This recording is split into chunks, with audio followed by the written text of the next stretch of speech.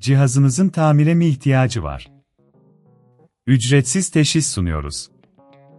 Kapınıza kadar alıyor ve teslim ediyoruz, telefon veya seyahat gerekmez. Tamir öncesi size fiyat teklifi gönderiyoruz ve sadece onayladıktan sonra devam ediyoruz. Kolay, şeffaf ve profesyonel. Link açıklamada. Bugün, Conga 3690 model elektrikli süpürgenizin bataryasını değiştireceğiz. Öncelikle ihtiyacımız olan aletlere bir göz atalım. Bir tornavida, yeni bir batarya ve bir temizlik bezi almanız gerekiyor. İlk adım olarak, elektrikli süpürgenizi kapatın ve prizden çekin. Güvenliğiniz için bu çok önemlidir. Şimdi, tornavidamızı alalım ve süpürgenin alt kısmındaki vidaları sökelim.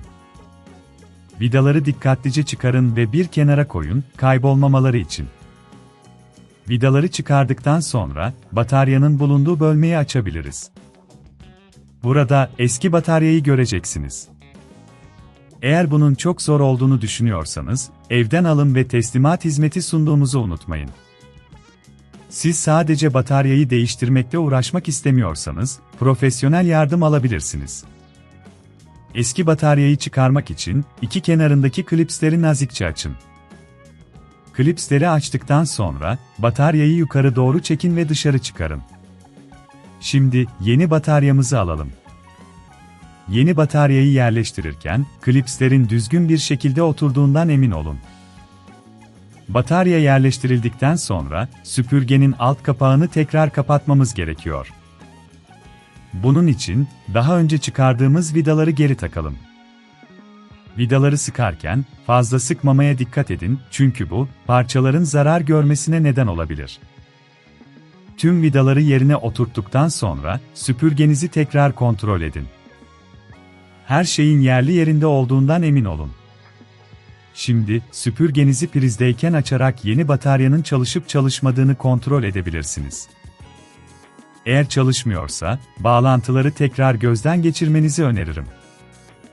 Unutmayın, tamir öncesi fiyat teklifi almak isterseniz, bizlere ulaşabilirsiniz. Bu şekilde, işin maliyetini önceden öğrenebilirsiniz. Bataryayı başarılı bir şekilde değiştirdiyseniz, tebrikler. Artık Conga 3690 model süpürgeniz yeni bir enerjiyle çalışmaya hazır. Son olarak, eğer bu süreçte herhangi bir sorunla karşılaşırsanız, bize ulaşmaktan çekinmeyin. Telefon yok, seyahat yok, sadece profesyoneller sizin için burada.